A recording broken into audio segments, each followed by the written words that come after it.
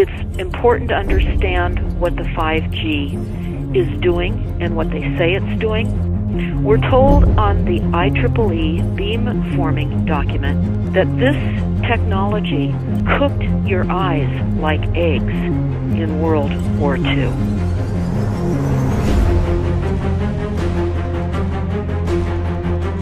And you all need to understand these are military weapons. These are assault frequencies. If you garner nothing more than that, that's what you need to know. It's microwave radiation warfare, is what this is.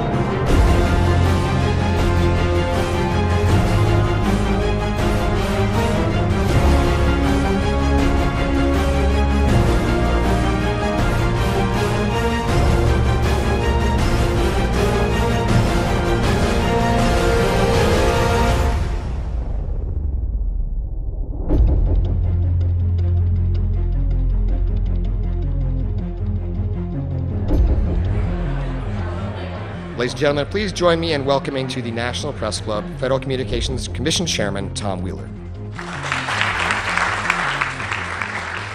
It's an honor to be here at the National Press Club. The first generation wireless, 1G, was voice. The second generation, 2G, allowed both talk and text. The third generation, 3G, the internet, in a limited way. And today's technology, 4G, completed that digital migration. But if anyone tells you that they know the details of what 5G is going to become, run the other way. This video is brought to you by the number 5 and the letter G. And pretty soon, everything else will be too. I have to tell people 5G is a killer. I'm Mark Steele. Anybody who hasn't heard me, I'm a weapons systems head-up display expert, one of the leading experts in the world. I've actually brought cover in relation to this, and the reason I became an expert was because I invented them. What I'm going to say to you today, do not believe a single word I say. Not one. I want you to do your own research. You'll find it's absolutely terrifying. You got your body cover? Aye. Oh, good lad. Right, because I'm talking to that. This 5G roll-up is a weapon system. I've got a letter with central government because I know about weapon systems more than anything other. In Britain, in a place in the north of England called Gateshead, a scientist there called Mark Steele has been very publicly and actively warning people about the effects of LED streetlights, which he says in Gateshead are emitting now 5G. Right, move away, what's the crack? Hey, lads. I'm just having a word with these Gateshead council workers about replacing these transmitters on these lights that are causing harm and assaulting the community. This is an existential threat to the economy, to the environment and humanity. Well, if these transmitters are everywhere, then everyone's at risk, surely.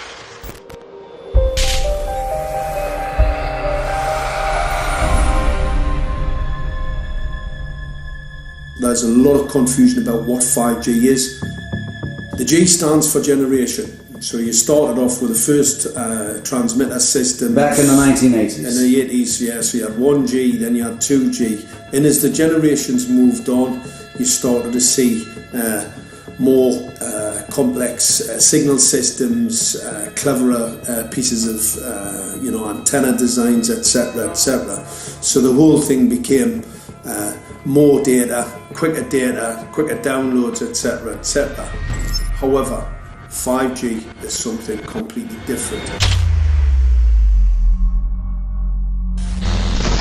Alright, let's get a breakdown. Let's tell the people what this really is. This is the 5G transmission device.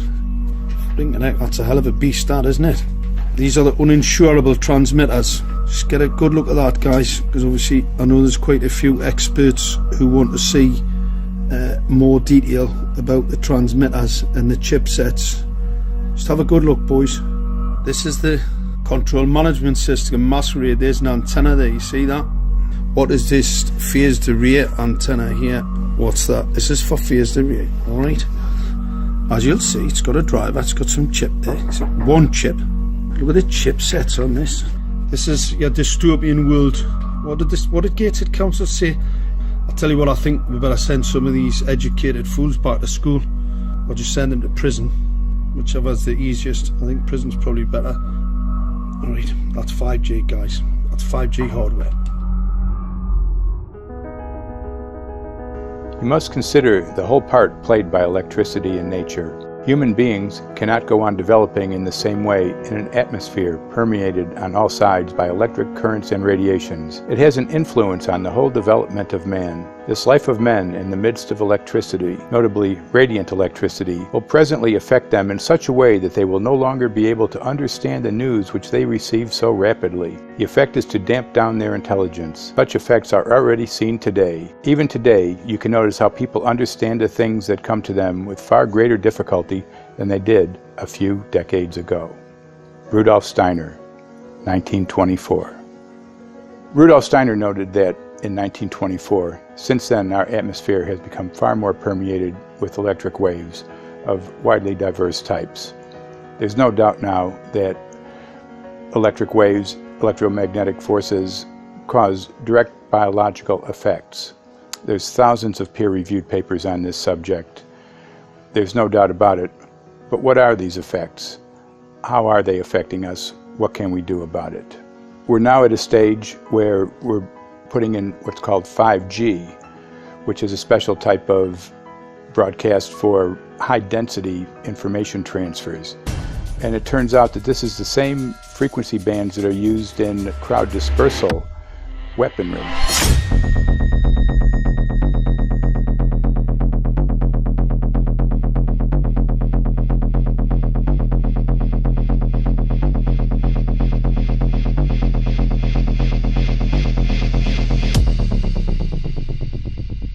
5G, first and foremost, is densification. So it's significantly more transmitters at close proximity to a human, and it is also a sophisticated, illegal, unlawful transmitter.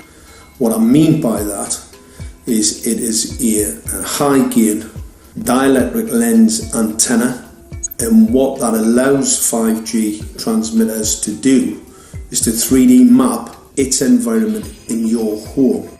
The 868 megahertz frequency is specific for battlefield interrogation systems, so sub-gigahertz. It allows the signal to travel through concrete brickwork with ease, and it can actually data gather. It is a target acquiring system. Phased array is basically radar off the battlefield. It is extremely good at identifying targets and being able to lock onto targets. And not only that, it can specifically target you as an individual. So any judge sitting on an interesting case, let's say, any lawyer, any barrister, anybody doing any work that is potentially controversial, your life could be at threat. So the antenna design that you currently have on top of these LED streetlights, masquerading as a control management system, is basically battlefield interrogation equipment. The first phased array unit was actually called Mammoth, used by the Germans during the Second World War to identify Allied aircraft. Obviously things have moved on significantly since then.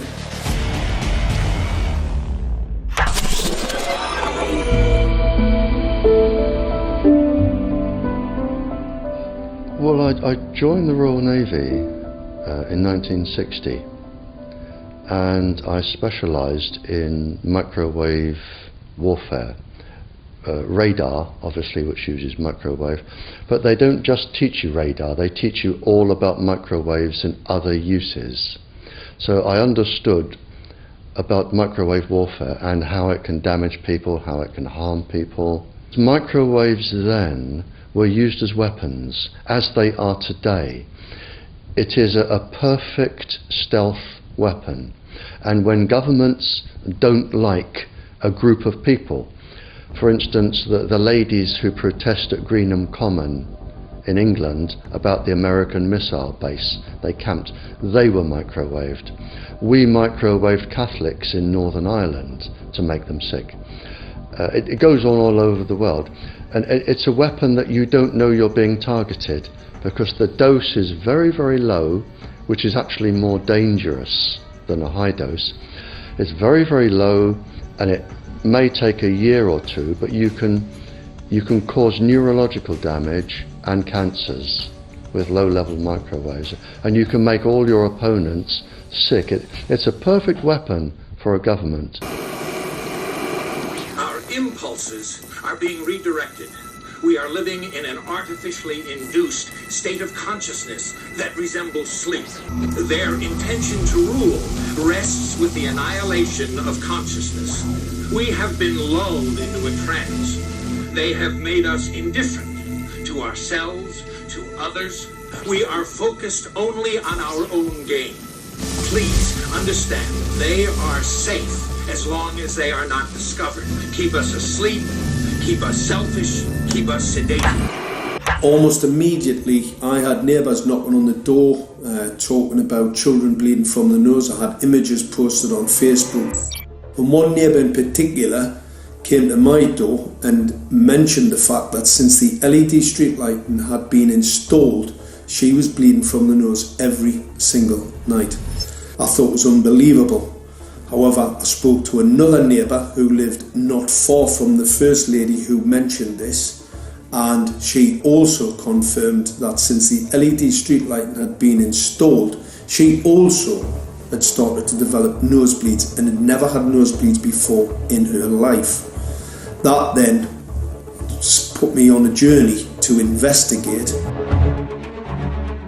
I measured microwave radiation levels from the transmitters on top of the LED streetlights.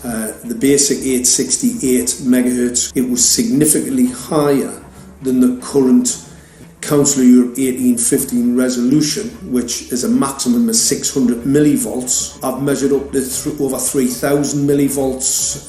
5 to 6 times higher than the guidelines. Significantly higher than the current Council of Europe 1815 resolution, which states that 200 millivolts should be the maximum. The Bioinitiative report states that it should be significantly less than that. So we've got the Council of Europe, that's, you know, the international criminal courts are stating that, you know, the learned judges have said that 200 millivolts, and I'm measuring in bedrooms in Gateshead minimum 600 and up to 4,000. Does this mean that in 2020, 2021, when 5G is destined to roll out globally, that you're going to get those kind of readings everywhere all the time? Everywhere all the time. Worse than that? Worse than that. Yes, 5G will connect the Internet of everything. If something can be connected, it will be connected in a 5G world. Hundreds of billions of microchips connected in products from pill bottles to plant waterers, requiring massive deployment of small cells. We won't wait for the standards. Now, to make this work, the 5G build-out is going to be very infrastructure intensive. We must reject the notion that the 5G future will be the sole provenance of urban areas. The 5G revolution will touch all corners, and that's damn important. The interconnected world of the future will be the result of decisions we must make today.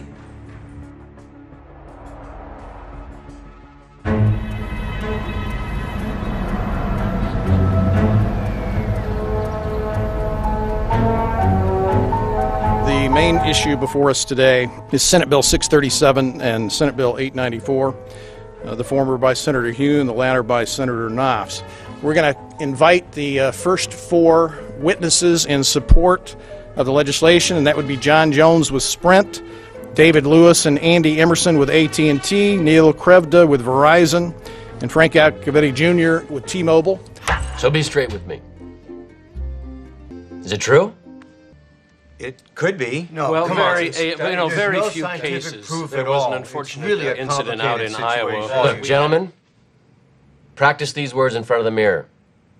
Although we are constantly exploring the subject, currently, there is no direct evidence that links cell phone usage to brain cancer.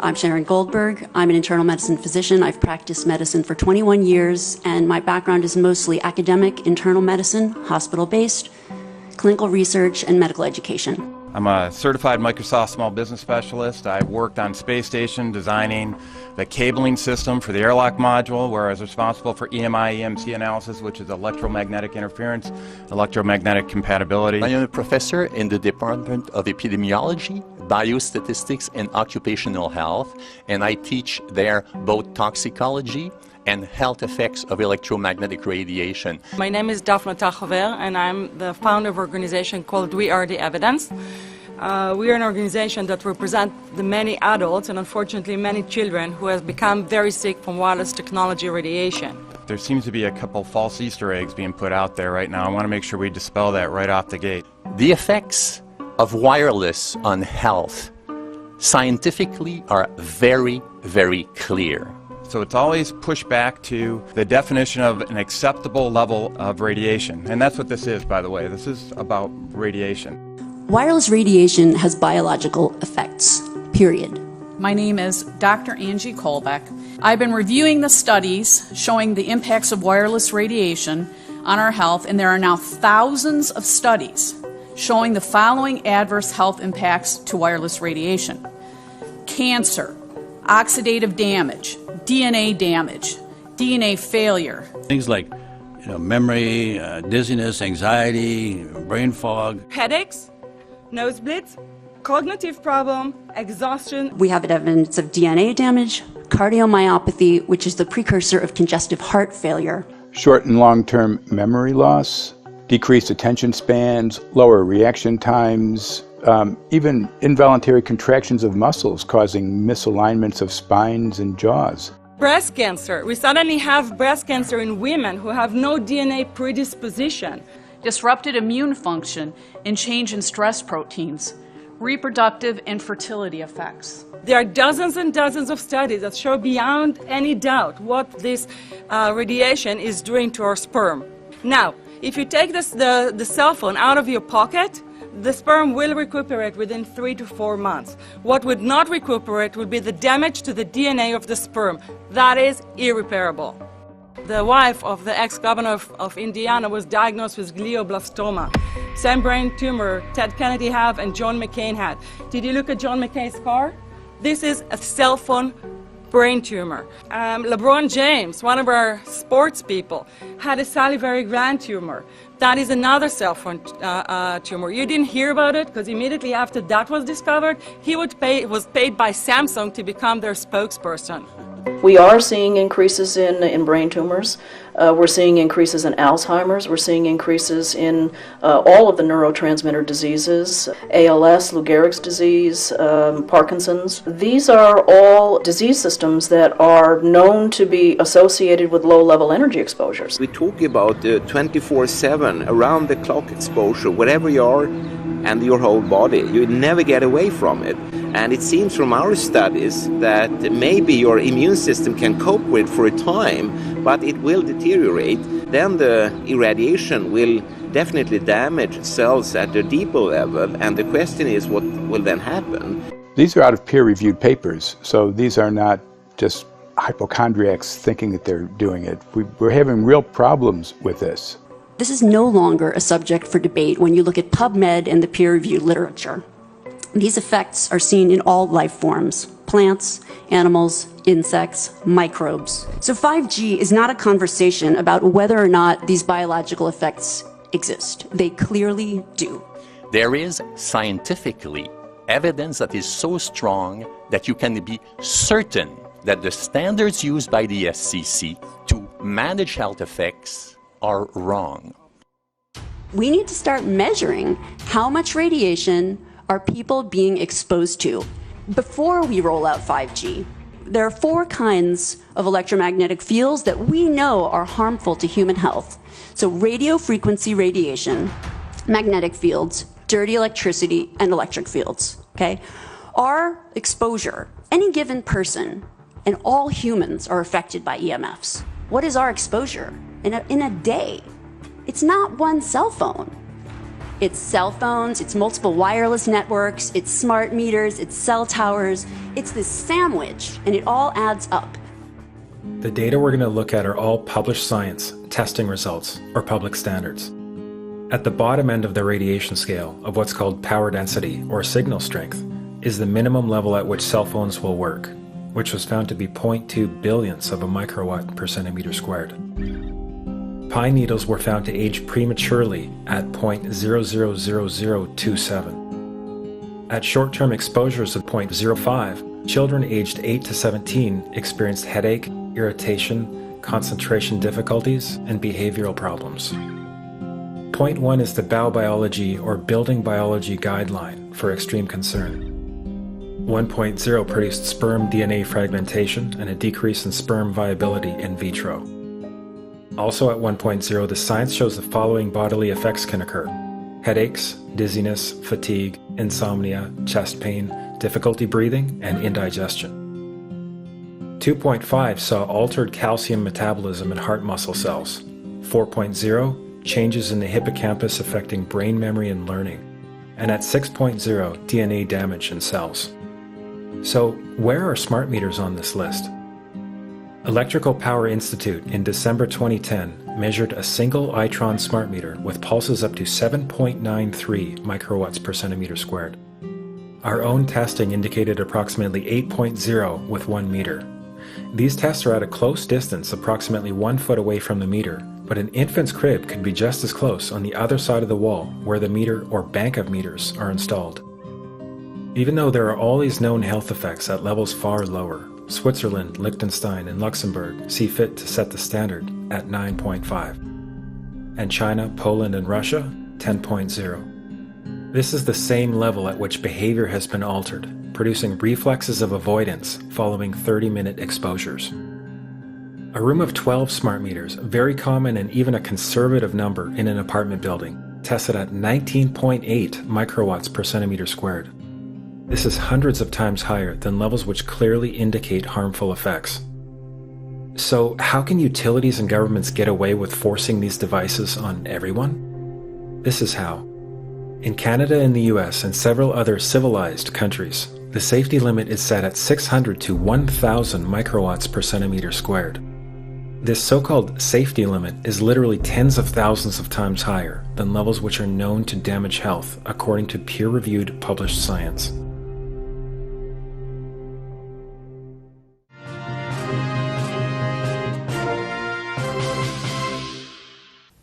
Faster, better, more reliable internet. That's the promise of 5G technology, but there is also the peril. Health hazards associated with radio frequency that is higher also and requires more transmitters and antennas. And the stark, simple fact is the health hazards are unknown and unstudied. And that is a sign of neglect and disregard on the part of the Federal Communications Commission that seems unacceptable. There have been no answers so far. The FCC basically has said everything's fine, but in order to reach a conclusion about the health and safety of this new technology, we need facts. Mr. Chairman, thank you for having this hearing. 5G, as you well know, also uses higher frequency waves that don't travel as far and will rely on a network of hundreds of thousands, potentially millions of small cell sites. And the question then is, are there any health implications, any public safety implications to those additional sites that are likely to be located close to homes, schools, workplaces, and closer to the ground? Correct? Correct, Senator. Yes. So my question for you, particularly Mr. Gillen and Mr. Berry, how much money has the industry committed to supporting additional independent research? I stress independent research. Is that independent research ongoing? Has any been completed? Where can consumers look for it? And we're talking about research on the biological effects of this new technology. Thank you, Senator. I think, thank you for your focus on the issue. Safety is paramount, and as you alluded to, we rely on the expert agencies, we rely on the findings of the FDA and others as to the requirements to keep all of us safe. There are no industry-backed studies, to my knowledge right now. Happy to visit with you as to what opportunities you think there needs to be more studies, and we're always for more science. We also rely on what the scientists tell us. So essentially, the answer to my question, how much money? Zero. I can certainly follow up with you, Senator. To my knowledge, there's no active studies being backed by industry today. Anybody else know of industry commitments to back research, fund it, support it, to ascertain scientifically the health effect? No, I'm not aware of any. So there really is no research ongoing. We're kind of flying blind here, so far as health and safety is concerned. Thank you, Mr. Chairman.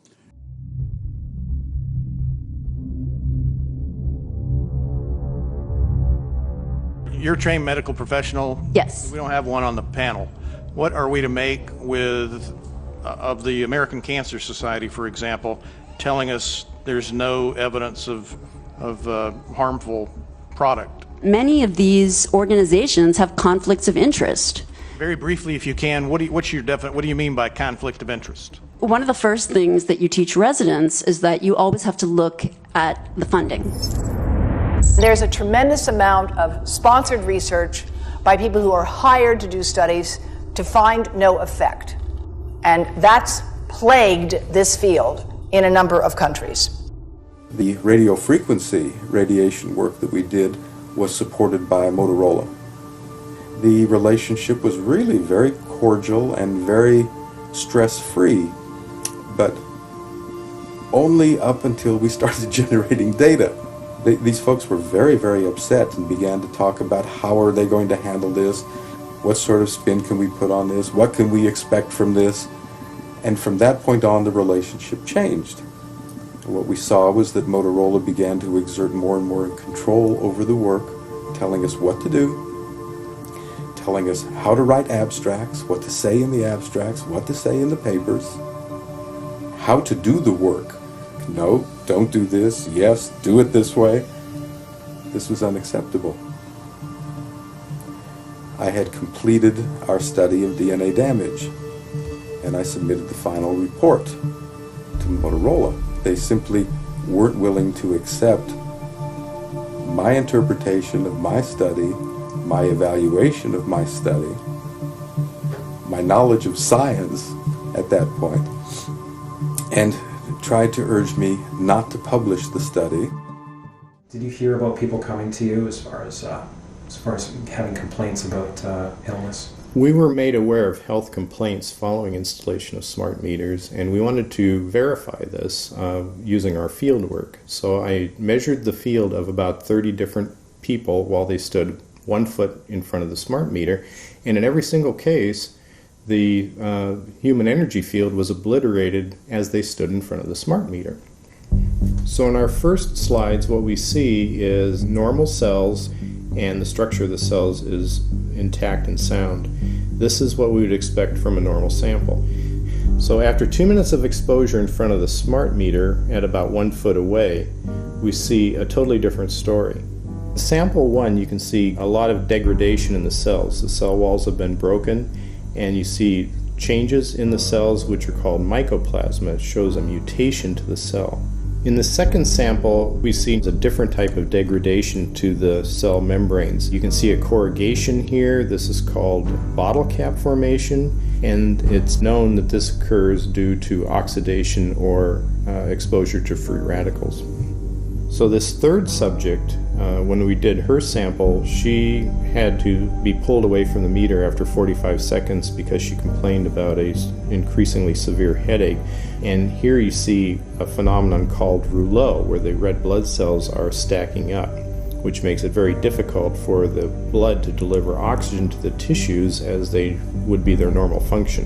Every single one of these is a degradation. Every single one of these shows a trauma to the blood cells, and that came from something, and the only variable was the smart meter. The good news in all this is the patient and the blood can return to normal once they have been removed from the influences of these stressors.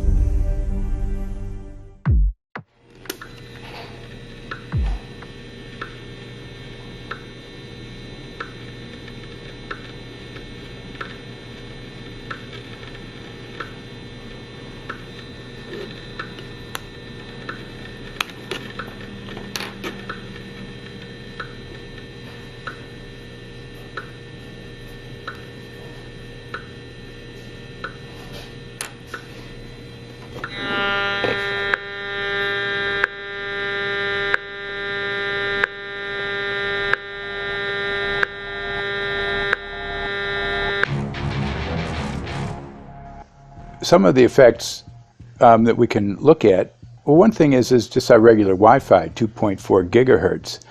That's in the same range as microwave ovens, which are also called radar ranges, because that is radar. 2.4 gigahertz is interesting. It's not the peak absorption rate in water for microwave frequencies, but it's at a point where it allows full penetration, because if it came in at the peak, it would prevent the insides from getting warm. So that's with basic Wi-Fi.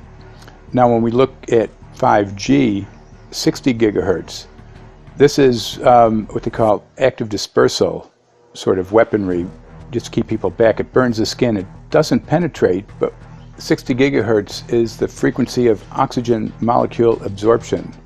Since they have electrons that they share with each other, what we breathe is actually O2, pair of oxygen. So being bombarded with 60 gigahertz could very well impair our oxygen absorption rates in our body, and thereby the whole basis of our living system. Martin Pall says, putting tens of millions of 5G antennas without a single biological test of safety has to be about the stupidest idea anyone has had in the history of the world. So assessing all this, we have experts in various fields: military EMF weaponry, biological effects on humans, firefighters that are getting cognitive impairment by being there in them, countries that are banning these sort of technologies around schools because of the impairment to cognitive. Let's weigh that up in light of what Rudolf Steiner said in 1924 about just mere radio causing the impairment of cognitive functions on people, that they can receive news from around the world, but they can't understand it as well because of the effect of the electricity. We have to say, something smells sinister here. With the 5th generation, it's actually a whole new ballgame. It's not using the same technology. They're switching to military-grade millimeter wave technology. And when you look at this technology, I mean, if you go and look at DARPA reports, come and look at some of the patents that the United States military has put out on what they can do with psychological weapons, all sorts of things, crowd control, active denial, anything you can think of, this is what they can do with 5G. So any type of military application you can think of which has an electromagnetic base, they can do with 5G. And they're putting this out blanket across the population. Ladies and gentlemen, the President of the United States. Good evening, my fellow Americans. In the councils of government, we must guard against the acquisition of unwarranted influence, whether sought or unsought, by the military-industrial complex. The potential for the disastrous rise of misplaced power exists and will persist. We must never let the weight of this combination endanger our liberties or democratic processes.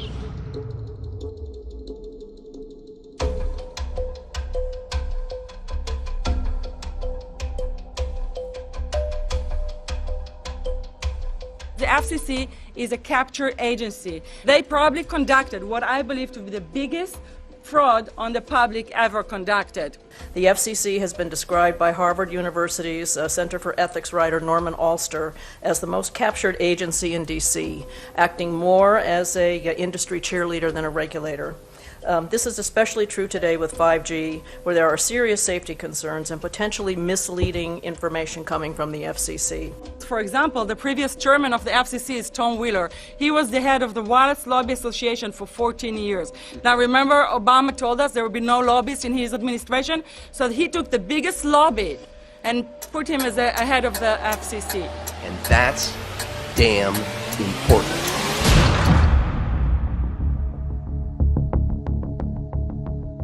In 1993, the FCC started a rulemaking to adopt the IEEE regulations on this issue. IEEE is an engineer association. Why is it that we adopt regulation of engineers who maybe know how to measure this radiation when it's passing a wall, but not when it's passing a body? All our health agencies objected it, saying that it makes no sense to adopt engineer association, that they had not even one biomedical person on their team. They are effectively indemnified against adverse health impact lawsuits when the acceptable limits are higher than the limits actually shown to show harmful health effects.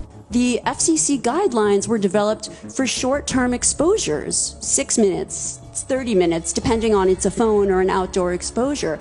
And they have absolutely no connection to the biological effects that have been very clearly summarized in the Bio Initiative. So as you can see, there's a number of individuals in this room today that have serious concerns about this as regards to their health. If one of your companies decides to put one of these small cells up at a pole that's within, say, 50 feet of one of their houses, what recourse do they have to say, is there a way to move it somewhere else? There's language in the bill so that the authority can require the applicant to come forth with certification of compliance with the FCC's rules related to radio frequency emission. Remember that denial of request or denial of permit request that you can put in? It's going to point back to the acceptable levels as determined by the FCC. Not the EPA or not the CDC, the ones who usually take care of health concerns, but by the FCC, which is staffed by former members of the telecommunication industry. That's the fox guarding the henhouse. It's a fact that most insurance companies will not indemnify against EMF effects. Telecom companies around the world are warning their investors of potential major costs due to real or alleged risks of EMF pollution from their products.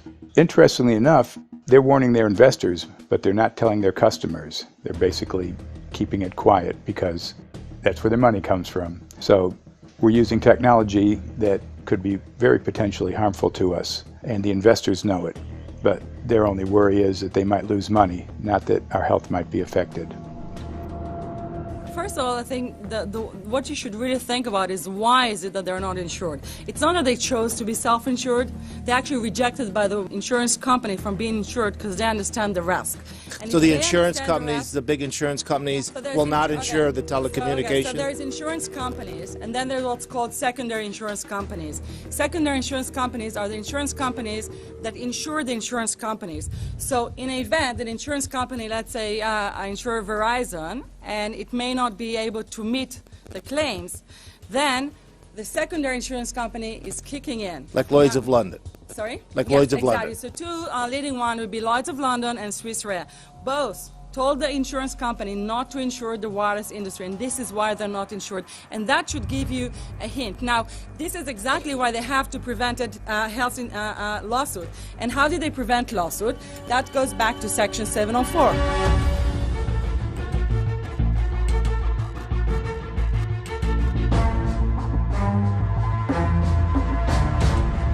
Section 704 was passed in 1996. This is how our rights in regards to health were taken away by the wireless industry.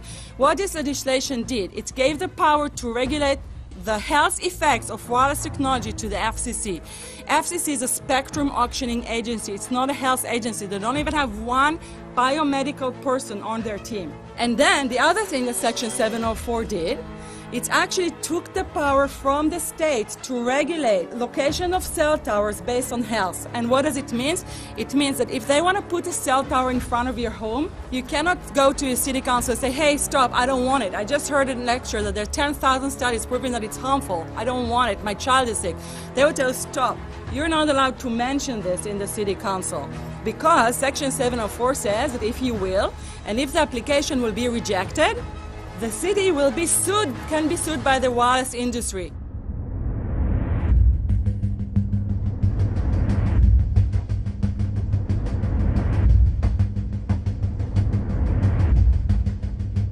A major U.S. government study on rats finds a link between cell phones and cancer. Very first government study linking the radiation from cell phones to cancer. Two-decade, $30 million federal study out today found there is some evidence of a link between cell phone radiation and brain cancer. Professor, what is the NDP? I've heard that study several times. NDP is what? So it's a $25 million study on rats and mice that was supposed to demonstrate that there were no effects of radiation below thermal.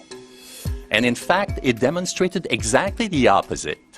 And it follows on the heels of two major studies on animals that said exactly the same thing. And that study was designed perfectly to make sure that it cannot be challenged, that there will not be any doubt. That's why it took them 14 years. That's how they prevented discussion of health.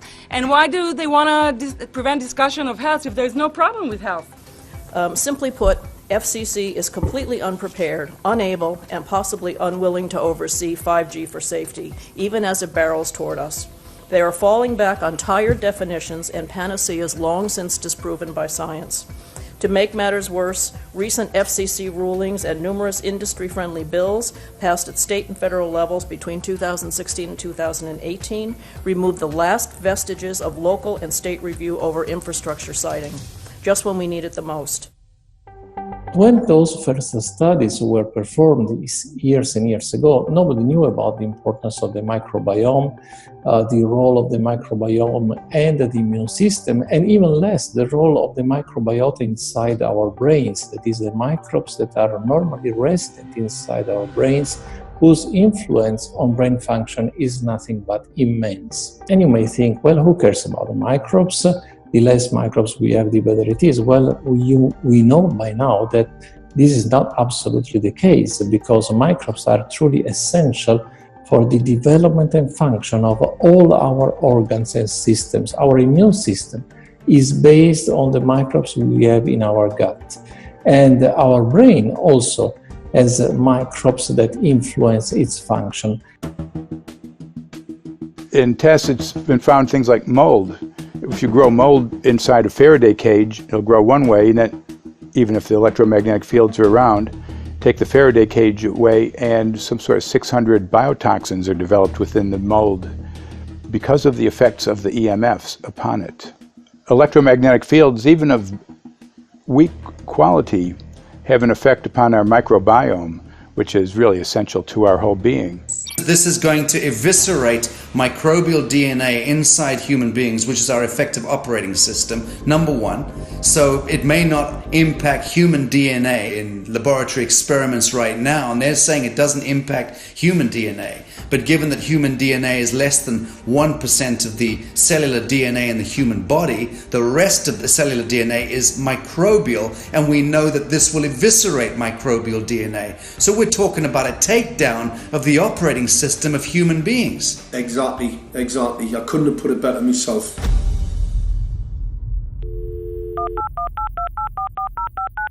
John Brandt. Good morning, Mr. Brandt. Wow, this is Amanda from Virginia. Hi, how are you? Hi, I've been trying to get a hold of you for months now. You guys are covering up chemtrails. No, we are not covering it. We have no reason to cover up chemtrails. Of course, you have every reason to cover it up. Every reason. It's called losing your job. What reasons would that be? Oh, well, you personally, you would lose your job if you were to reveal anything to me, and it's probably unsafe for you to even be speaking about this, considering the types of individuals you work for. It's not unsafe. It is unsafe. There's no problem with us talking on, you're a citizen, you're making a complaint. Oh, Lord have mercy on my soul. It's a complaint in an area that we don't have authority to regulate.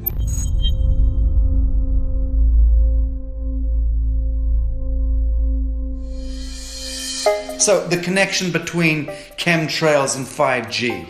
It's all interconnected. The metallized particulates that would allow the 5G phased array, so basically the radar, it would allow it to be able to identify you, so it can watch you, it can identify you in your own home 24 hours a day, 7 days a week. For the last X amount of years, we've been through chemtrailing, and that is now the cat is out of the box. We've had these nanoparticulates raining down on humanity for years now, impregnating our bodies, by best accounts staying inside our bodies. Those nanoparticulates, what you're saying, are creating, building up a kind of a phosphorescence glow capability so that we can be flagged up in our homes, behind concrete and steel, inside bunkers, in the basement, doesn't matter where you are. The 5G will be able to now triangulate, map and read you, because you as a living being are impregnated with these nanoparticulates, which are acting as a kind of transmission and reception technology. It's exactly, absolutely exactly.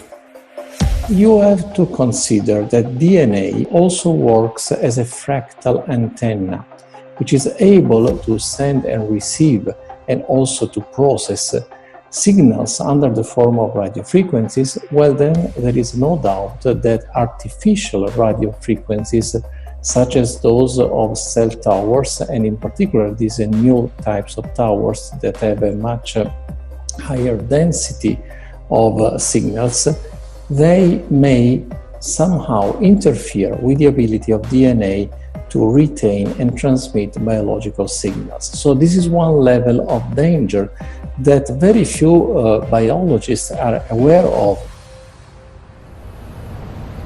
How much effort was put forward to address this, what most of these people are, or many of these people are here for, which are the health concerns? Was there any dialogue back and forth? Was there any working, was there many studies evaluated to look at regarding this area?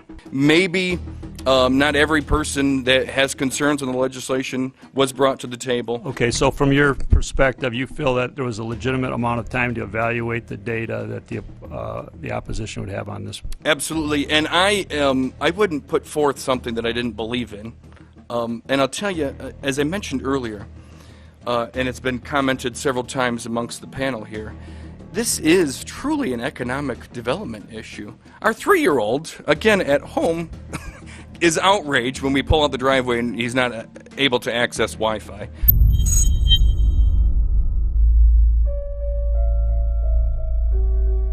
I think anyone who puts Wi-Fi into a school should be locked up for the rest of their life.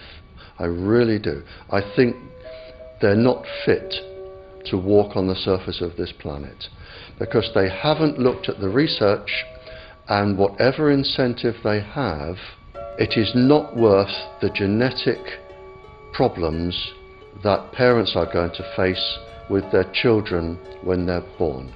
France has banned Wi-Fi in nursery schools and put warnings out for regular schools because they're finding there's impaired learning capacity in children when they're around Wi-Fi. And they have to put up warning signs where they put Wi-Fi transmitters. When I got sick and I learned that they're putting Wi-Fi in the schools in Israel, I was very sick at the time, but I could not tolerate the thought that children in the schools will become as sick as I have. And after a few months of correspondence, I submitted a Supreme Court case in Israel to ban the use of Wi-Fi in the schools and replace them with wired network.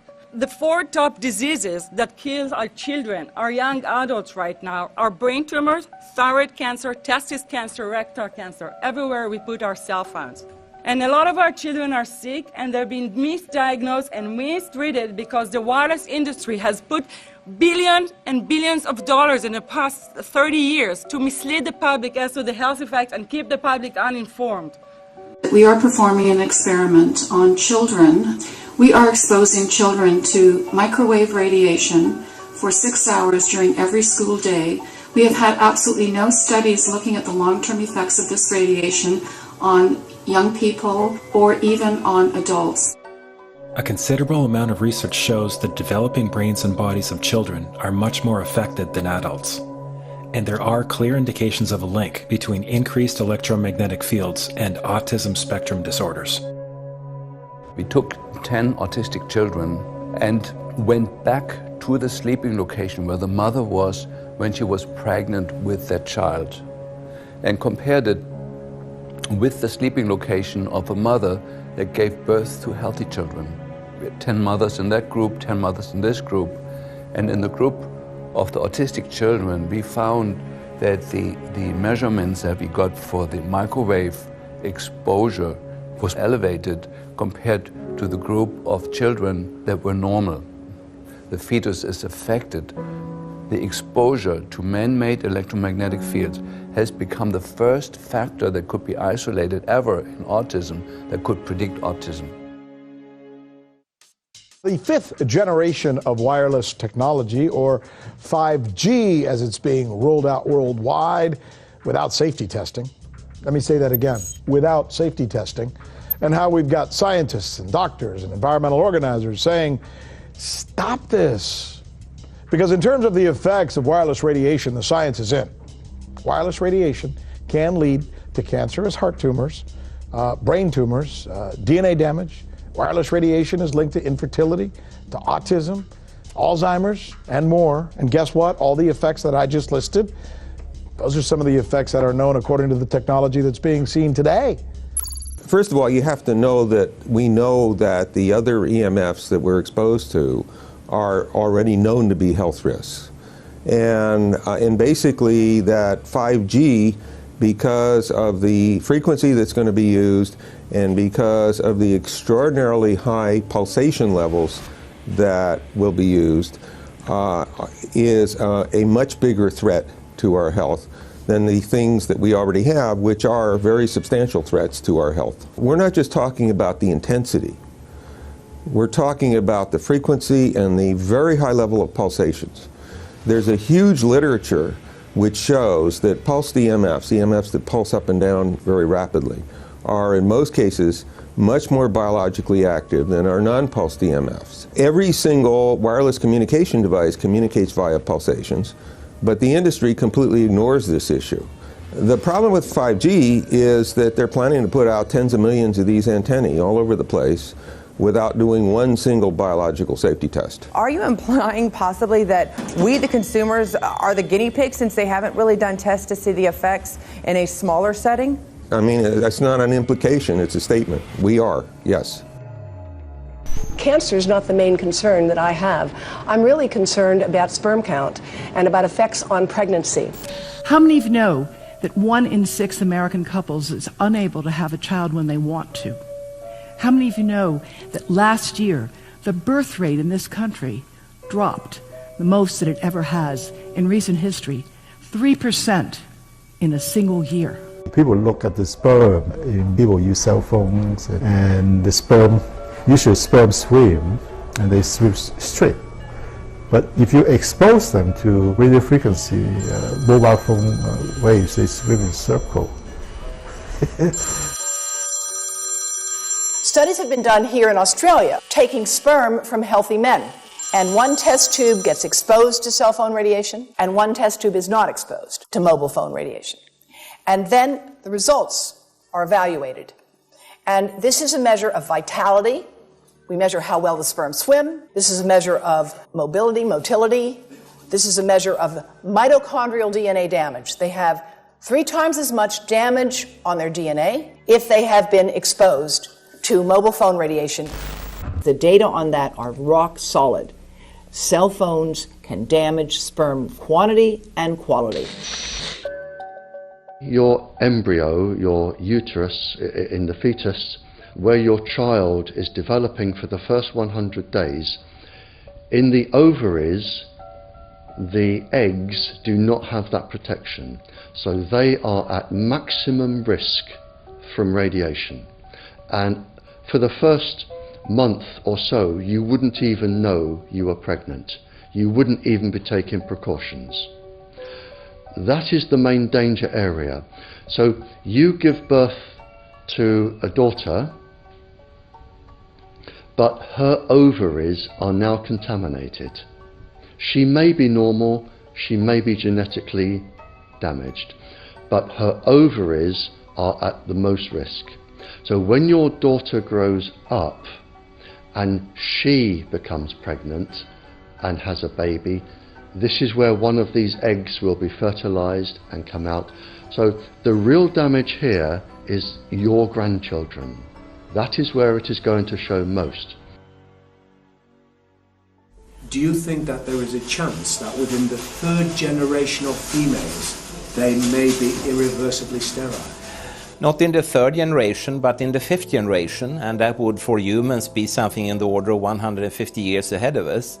And of course, then it's too late to say that you are sorry, and it's very too late to say stop. There is a wealth of papers. I mean, we're talking about thousands of published papers in the scientific literature, few of which, or sometimes none of which, have entered the official documentations from authorities and likewise. So I think it's really time to have an independent compilation of data. Such was done at August 31st, 2007 in the form of the Bioinitiative report, of which I was one of the authors. And then we put together approximately 2,000 scientific references on a little bit more than 600 pages, clearly saying that if you, for instance, if you are a rat or a mouse or a cell or a molecule, you should definitely not allow yourself to be exposed to this. And in the meantime, we have this full-scale experiment using our own kids. One interesting case, John Patterson, he was a telecommunications engineer in Sydney, Australia. Very brilliant man. For 20 years, John tested Telstra digital systems. Over the time, he realised the dangers of electromagnetic radiation. It disrupts the bioelectric system of your body, which is really your brain, your nervous system, how your muscles talk. And he tried warning of these effects through different agencies, through his company. Got all the test gear out and measured it and drew up a report, and I was immediately removed from service. Finally, in 2007, he took matters into his own hand. He commandeered a used British Army tank and went and destroyed 6 cell phone towers in Sydney, Australia, because he wanted to stop this. He was trying to make a point. The message was that how dangerous it was. You know, these people were elected by us to manage our infrastructure in a responsible manner. That is the sole purpose of government if it's going to exist at all. And if it doesn't do that, then it has no right. It is invalid. So we need to pull this infrastructure down. We really do. But in order to do that, I mean, we can't just be some violent domestic terrorist. You've got to bring this awareness to the people that these towers are doing them damage. You don't need bandwidth that fast. And they're not doing it so you can download movies quickly. They're doing it so they can track every single thing you do and bring in this social crediting system to control even everything you think. There's a story about a lady called Claire Edwards. She was a United Nations staff member, and she was warning of the potentially catastrophic dangers of 5G technology. I took the issue to the UN Secretary General, Antonio Guterres. He is a physicist and electrical engineer, and lectured on telecommunication signals early in his career, yet asserted to me that he knew nothing about the dangers of 5G. Current public exposure levels are at least 1 quintillion, that's 18 zeros, 1 quintillion times above natural background radiation, according to Professor Olle Johansson of the Karolinska Institute in Sweden. The highly dangerous biological effects of EMFs have been documented by thousands of studies since 1932, indicating that we may be facing a global health catastrophe orders of magnitude worse than those caused by tobacco and cigarettes. 5G is designed to deliver concentrated and focused electromagnetic radiation in excess of 100 times current levels in the same way as do directed energy weapons. There is currently an international appeal signed by 237 EMF scientists from 41 nations, urging the UN and particularly the WHO to exert strong leadership in fostering the development of more protective EMF guidelines, encouraging precautionary measures and educating the public about the considerable health risks, particularly the risks to children and fetal development. Sorry, because we are talking with someone that is a little bit ignorant on these things. You're talking to the Wi-Fi systems? I become worried because I put those devices in my house. I will have to, I confess my ignorance on this. We will have to, but I'm going to raise this with WHO, which I think is the organization that might be able to deal with it properly, because I must confess I was not aware of that danger.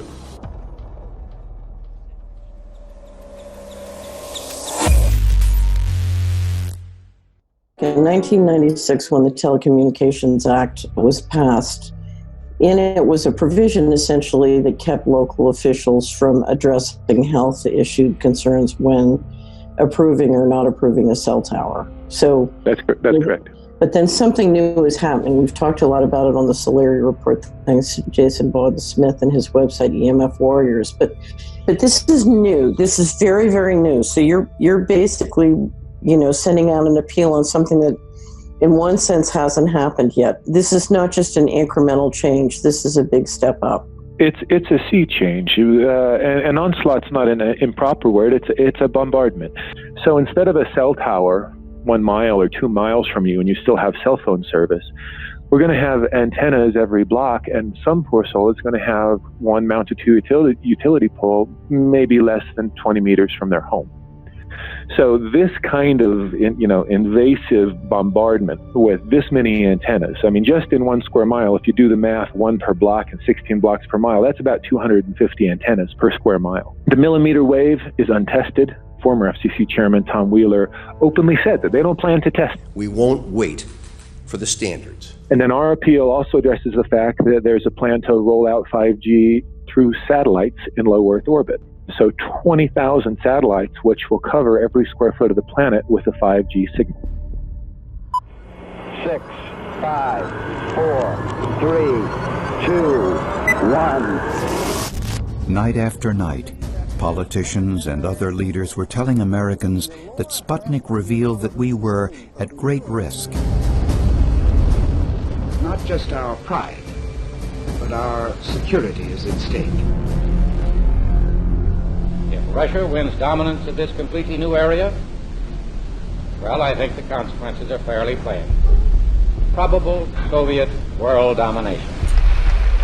We choose to go to the moon in this decade and do the other things, not because they are easy, but because they are hard. Because that challenge is one that we're willing to accept, one we are unwilling to postpone, and one we intend to win.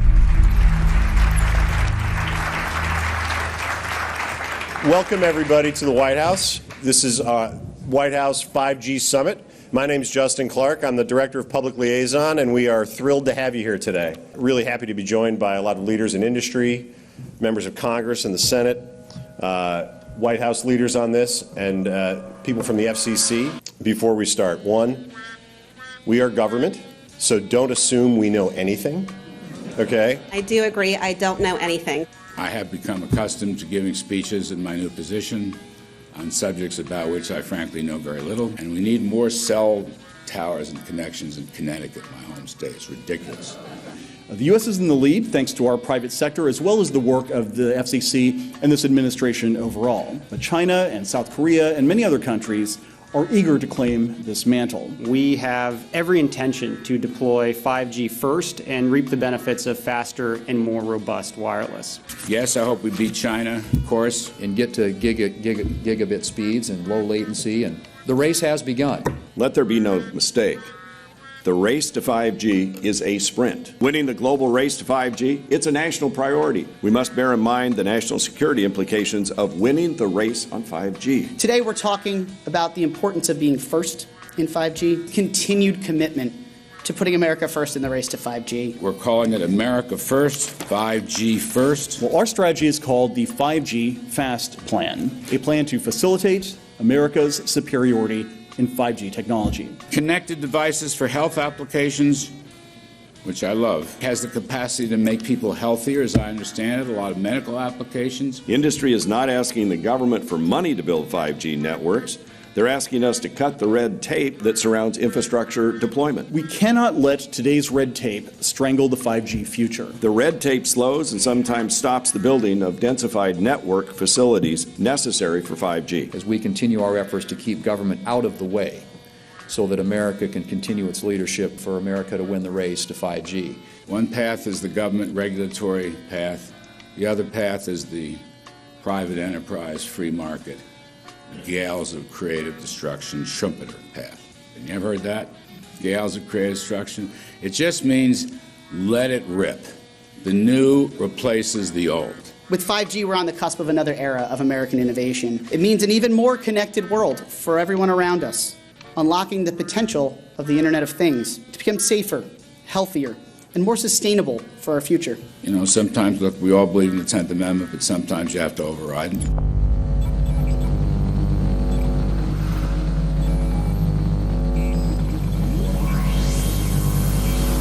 By the way, the 1996 bill permits that kind of override. We're not here to be completely heavy-handed, but sometimes you got to do what you got to do. And some of these states or cities that don't want to cooperate want to shake us down. We can't allow obstacles and barriers to stop this movement. That's all.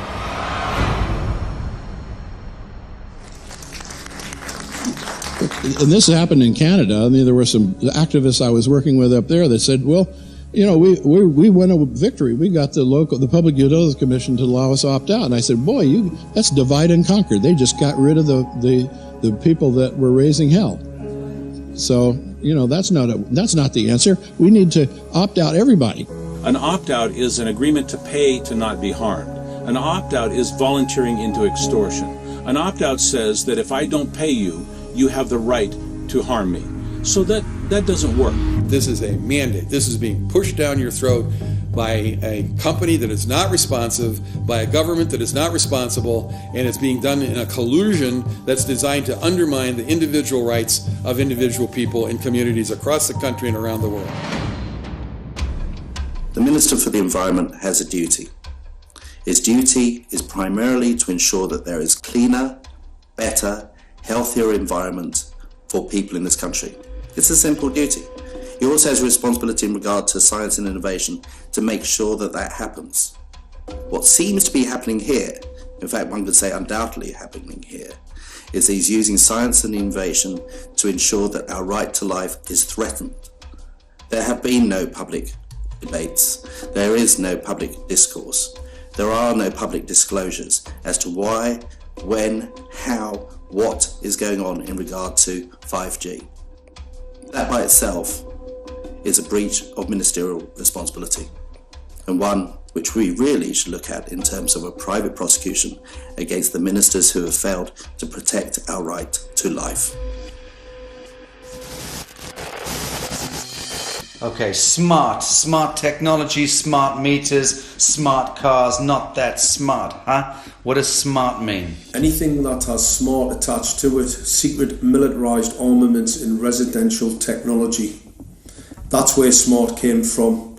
And smart, every bit of technology that you see today has all been developed for either some type of battlefield, some type of intelligence gathering system, and obviously these developments have to be commercialised, and people have actually took them into their homes. The definition of a smart grid is a wireless system that will fundamentally turn every single appliance in your home into the equivalent of a transmitting cell phone. That's every computer, every television, every furnace, every air conditioner, every coffee machine, every printer, every single appliance that you have in your house will eventually, in a smart grid, have an antenna that's embedded into it that will transmit your usage data to a smart meter on the outside of your home that will then transmit your usage data to another tower receiving that usage signal that will then go to the utility company for supposedly billing purposes. Not all signals will just be about your individual use. There will be aggregate meters that will bounce signal from house to house to house within a neighborhood that will then accumulate all of the usage data that will transmit that to the utility company. Now, what that will do is that the end metering system that is transmitting all of that data will be firing an RF signal at many, many times a second, which will increase the average homeowner's radio frequency radiation exposure exponentially. This picture shows some aphids on the leaf of an orange tree shortly after radar equipment was installed at a nearby airport a number of years ago. I noticed that every few seconds, all the aphids would tense up in unison and do sort of a little dance, as you see in the picture. Upon further investigation, I found that the interval of time between the activity of each dance coincided exactly with the rotation of the radar rotor device at the airport, which was a distance of approximately 14 miles. The antenna arrays create this steerable beam, which helps concentrate the energy. The beams get pointed at the user. What's a MIMO tank? Massive in, massive out. British government have got a plan to roll 400,000 out. This is so that you've got 5G in every nook and cranny, every part of the countryside, so that you can have autonomous tractors, believe it or not. However, those transmitters, these are radar. It is phased array radar. Though that radar signal sweeping the countryside will kill every pollinator, every biological structure, it will sterilise livestock, it will kill the ground, so consequently land won't have a value, obviously farmers will die, the community will be under attack. The community will be under attack. If we can't produce food, if we kill all the pollinators, we're in serious trouble. The takeaway is that 5G, the $1 trillion rollout of 5G by our friendly local government, is definitely a weapon system masquerading as a modern efficiency technology. It most certainly is, and what I put it down to, it's economic terrorism. There is no value, nil, in killing off your population, in destroying your ability to grow food, to kill all your pollinators. They may have a nice financial number on a piece of paper, but in reality, dementia, diabetes, all the things that are currently crippling the NHS, a burden on the country, illness, mental health issues, the focus of that cause can be identified and has been identified in the science. The science is proven. The epidemiological data that we're seeing on the street is now substantiating that science. The DNA inside you, the mitochondrial DNA, you can trace unchanged to your mother, her mother, her mother, right the way back to the beginning of the human race in Africa, the Stone Age. It is unchanged, the mitochondria, and that is being unchanged in your children, which means if you damage it, your child could be genetically damaged, then her child, and her child, and her child, forever. You are condemning the future generations of every single child. There is, however, a light at the end of the tunnel, or there is some ray of hope. Thanks to the principles of biological quantum entanglement that we have learned how to exploit in the field of biology and medicine, now we can transfer the information from the microbial DNA to the human DNA. And in so doing, we can train, so to speak, the microbes to withstand whatever extreme condition they are exposed to, including this new technology. And then we can train them to transfer this resilience of theirs to our DNA. So let's say that there are good reasons to be worried about the introduction of these new technologies, but fortunately, since the knowledge in the field of quantum biology, in the field of microbiome medicine is advancing as fast as potentially harmful technology, then we can exploit this knowledge to protect ourselves from any real potential or perceived danger from these new technologies. I've met with molecular and cellular biologists, with blood microscopists, with weapons development experts, frontline activists and researchers, and all the stories I'm hearing from these experts and pundits leads to the same thing. 5G is almost certainly the end game. It is an extinction event brought into our homes, into our classrooms, onto the high street, into the very cells and DNA in our human bodies. It is such a perilous threat that it is almost impossible to imagine, let alone describe. When the 5G signature goes live, it will tap into a multitude of satellites which are in geosat orbit around the surface of the Earth. Millions of surface antennas will pick up that signaling and will then scatter the signaling into hundreds and hundreds of millions of different micro antenna systems set up on street lamps and even in your home, which you're not aware of incidentally. The LED light bulbs in your home invariably contain the micro or nanotech lens flare capacitors which will receive the 5G signaling, and it will proliferate the 5G signaling everywhere by exploding the signal into billions of photons which will target everything all at the same time. This is stealth technology. This is invisible science. But what it means in simple terms is that you will be flagged up, visible, trackable inside your own home. Anywhere you move on the surface of the Earth, they will have a lock and load tracking capability over you. You will be visible to invisible masters, each one of us, all the time. Today, our governments and the corporate sector have managed somehow to infiltrate the mainframe of our civilization and are pushing through a $20 trillion infrastructural rollout without any, and I mean without any, health science running behind it.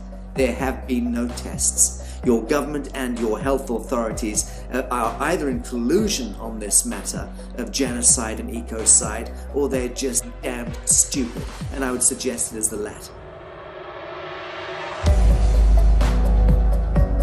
Shame on the technologists and the electricians who are furthering this technology in our homes, in our offices, in our streets. Shame on the legislators and the parliamentarians and the troglodytes and bureaucrats that proliferate our society today. Shame on that echelon for putting their signatures to contracts which allow the fast tracking of this technology into our homes and onto our high streets. Shame on the parliamentarians and international leadership whose wet ink signatures and seals of office are sanctioning and permissioning the rollout of something which is arguably the greatest threat to humankind. Shame on each one of us who now fail to get up out of our homes, walk out of our front doors and challenge every so-called authority who dares to violate our bodies, our homes and our future generations.